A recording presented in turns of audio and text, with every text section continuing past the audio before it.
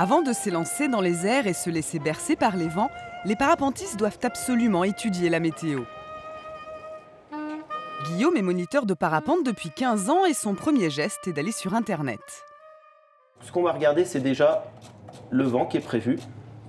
Voilà. Donc là, c'est un petit diagramme qui est facile à lire. Ici, on a l'altitude et ici, on a les horaires de la journée. On croise les deux. Par exemple, à 1000 mètres, là, il est 11h42. Il est prévu 5 km/h de nord-nord-ouest. Là, on a la direction grâce à la flèche et le chiffre de la vitesse. Ces informations sont essentielles pour les conditions globales, pas ou peu de vent et impérativement sous les 30 km/h, du soleil mais pas trop, pas de pluie et encore moins d'orage. En tout cas, rien ne vaut l'observation sur le terrain et c'est le directeur des vols de la Coupe Icare, Gérard Vieux, qui nous l'explique.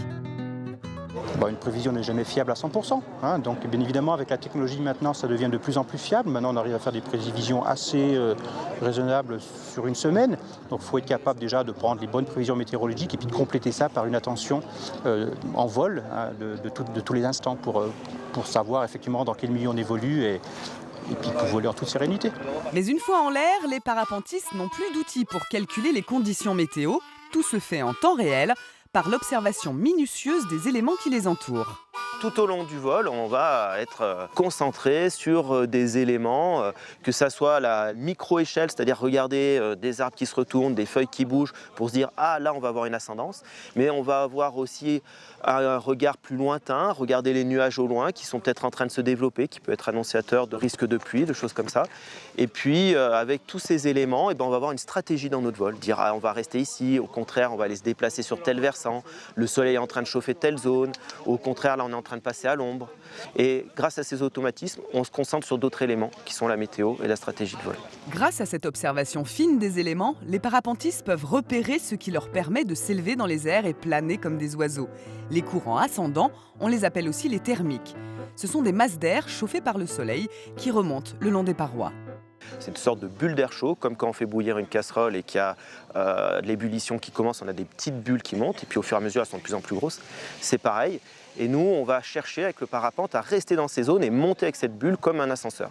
Donc il y a des jours où on va avoir des masses d'air qui montent très facilement, des jours où ça monte moins facilement et des jours où ça peut même monter très haut, jusqu'à 1000 mètres au-dessus des reliefs. Donc là, c'est des conditions plutôt exceptionnelles avec lesquelles on profite pour se promener. Mais avant de pouvoir en profiter, faut-il encore décoller? Dernière chose à vérifier, la direction de ce bout de tissu rouge et blanc. C'est une manche à air.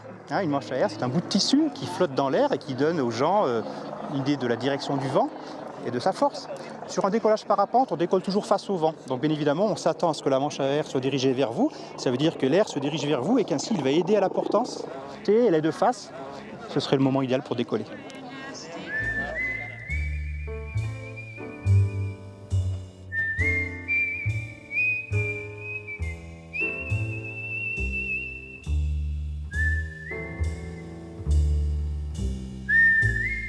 Cette année, plus de 4000 pilotes se sont élancés de la falaise de Saint-Hilaire pour profiter pleinement de ces conditions météo idéales et se laisser évoluer dans les airs en toute liberté.